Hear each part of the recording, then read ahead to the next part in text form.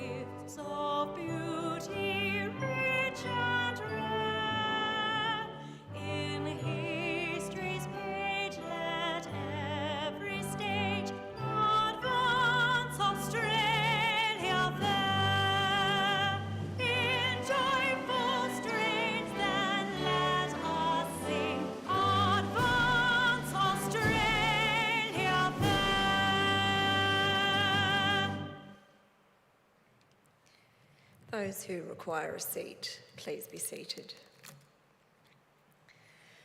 The Australian War Memorial was the vision of Charles Bean, Australia's First World War official historian.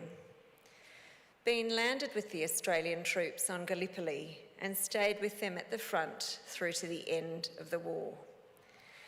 The idea of this national memorial and museum came to him at Pozières, France, in the depths of the bloody fighting of 1916. Bean's idea was that this would be a place where families and friends could mourn loved ones buried in faraway places. It would also be a place that could help all Australians understand what these men and women had endured and what they had done for us. Bean's vision, to which we remain true, is best expressed as inscribed in the entrance to the memorial's galleries. Here is their spirit, in the heart of the land they loved, and here we guard the record which they themselves made. Tonight, we will read the story behind just one of those on the Roll of Honour, which lists the names of more than 103,000 men and women who have given their lives for us in war and on operations for more than a century. But first, we present a lament, Flowers of the Forest. Wreaths or floral tributes will now be laid at the base of the Pool of Reflection.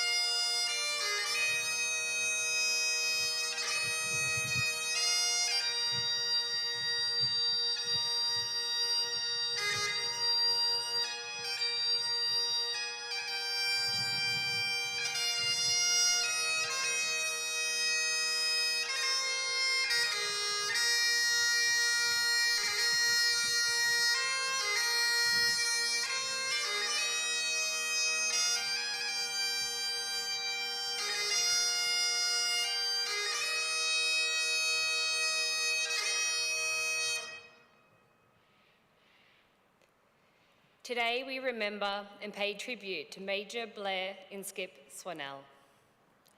Blair Swannell was born on the 20th of August, 1875, in Western Underwood, a village near the city of Milton Keynes in Buckinghamshire, England. The third child of William and Charlotte Swannell, he had an older brother and sister and a younger pair of siblings. Blair was schooled at home before beginning his formal education at Repton School in Derbyshire. He went on to attend Thames Nautical Training College aboard HMS Worcester, where he gained qualifications as a second mate. At the age of 15, Swannell began a career in the Merchant Navy, sailing the world's seas for several trips to Australia. Following the outbreak of war in South Africa in October 1899, Swannell joined the British Army's Imperial Yeomanry, a volunteer force of mounted infantry raised in January 1900 for service in South Africa. Signing up in January, Private Blair Swannell served in South Africa between February 1900 and July 1901. Posted to the 37th Company, Buckinghamshire Yeomanry, he fought at Lindley in May 1900, Jagersfontein in October, and Hartbeesfontein in February 1901. Returning home from active service, Swannell remained in the Army for another year and was commissioned as Lieutenant in the 35th Battalion, Buckinghamshire Yeomanry. After leaving the Army, Swannell is thought to have gone to North and South America on a series of adventure travels. Swannell first came to note as a rugby player representing English club team Northampton Saints. It is while with the Northampton that he was invited to tour with the British Isles team, later known as the British Lions, on their 1899 tour of Australia. He played in 3 of 4 tests of this successful tour. Swannell played as a forward, either as a flanker or at number 8, and is especially known for his hard-nosed, overzealous, and sometimes excessively violent play. After touring Australia and New Zealand with the British Lions for a second time in 1904, he decided to settle in Sydney. He joined the Northern Suburbs Rugby Club. In 1905, he was selected to play for the Wallabies against the All Blacks, becoming one of only 2 men to ever play international rugby for both the British Lions and the Wallabies, the other being the Australian Tom Richards. A keen all-round sportsman, Swannell soon took up coaching at St Joseph's College, leading to 3 consecutive rugby premierships between 1905 and 1907. He also coached hockey, refereed rugby, was vice president of the Sydney Swimming Club, and joined the Citizens Military Forces, where he trained senior military cadets for surf life-saving examinations. Following the outbreak of war in August 1914, Swannell rushed to join up, enlisting on the 19th of September. Already a captain in the militia forces, he was appointed the same rank in the Australian Imperial Force. Posted to the 1st Australian Infantry Battalion, he embarked in Sydney on the 18th of October 1914 aboard the troop ship Afrique. Arriving in Egypt, the Australians commenced drill and training. This would take time, as many recruits of all volunteer force had little to no military training, and very few had experienced war. Swannell was promoted to Major on the 1st of January 1915 and took command of Delta Company. In March, he participated in a rugby match between the 1st and 2nd Battalions at Mena, outside Cairo. In April 1915, the Australians became a part of the expeditionary force tasked with capturing the Gallipoli Peninsula. They landed at Anzac Cove before dawn on the 25th of April, and after initially encountering light opposition, found stiffening enemy resistance as they moved inland to capture the heights. The 1st Battalion was part of the second wave, landing around 10 a.m. Swannell led his troops up the cliffs towards Russell's Top. Ahead of them were men of the 3rd Brigade, desperately trying to take a hold of key feature named Baby 700. By late morning, Swannell was called to bring his company up in support. Under Major Frederick Kindon, Swannell's company charged forward with the remnants of the 3rd Brigade, driving the Turks forward over the nearest ridge. Emerging on the opposite slope of the men came under heavy enemy fire. With great courage and no regard for his personal safety, Swannell knelt before his men to demonstrate how best to handle their rifles and return fire. But before long, an enemy sniper bullet found its mark. Shot through the head, Swannell was killed instantly. He was 39 years old. War correspondent and later official historian Charles Bean had spoken with him the night before landing aboard the Minnewaska. Swannell said he felt sure he would be killed in action the next day, for he realised by his nature he would play this game as he'd played rugby, with his whole heart. His obituary gave a good sense of the man's complex character. Swannell was such a strong, straight character that he made a distinct impression on all those he met. He was blunt and open. No opposition daunted him. His bluntness estranged many, but even those could not help admiring the man's courage and sincerity. Major Blair Swannell is commemorated at Baby 700 Cemetery on Gallipoli and also with a plaque at the walls of Western Underwood Church in Buckinghamshire. His name is also listed on the Roll of Honour on my right, almost amongst 62,000 Australians who died while serving the First World War. His photograph is displayed today by the Pool of Reflection. This is but one of many stories of service and sacrifice told here at the Australian War Memorial. We now remember Major Blair Inskip Swannell, who gave his life for us, for our freedoms, and in the hope of a better world.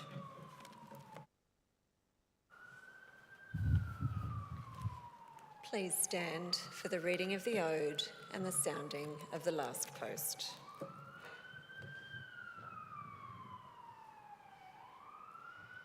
They shall grow not old as we that are left grow old. Age shall not weary them, nor the years condemn. At the going down of the sun and in the morning, we will remember them.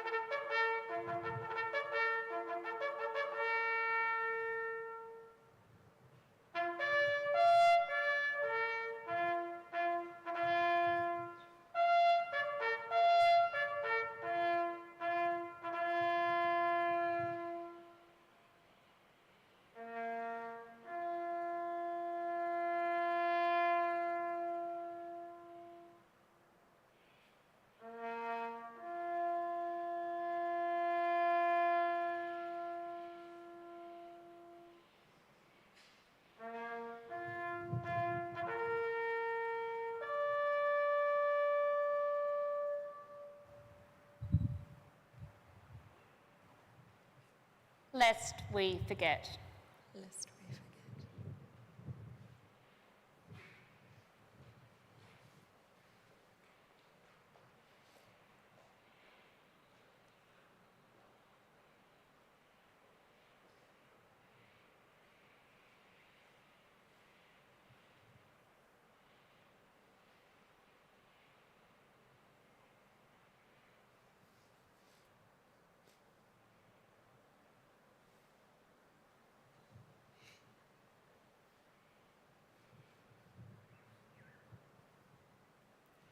We leave you this evening with the words of the memorial's founder, Charles Bean.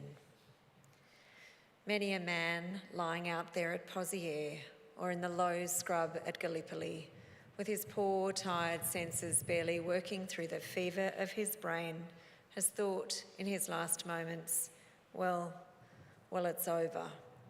But in Australia, they will be proud of this.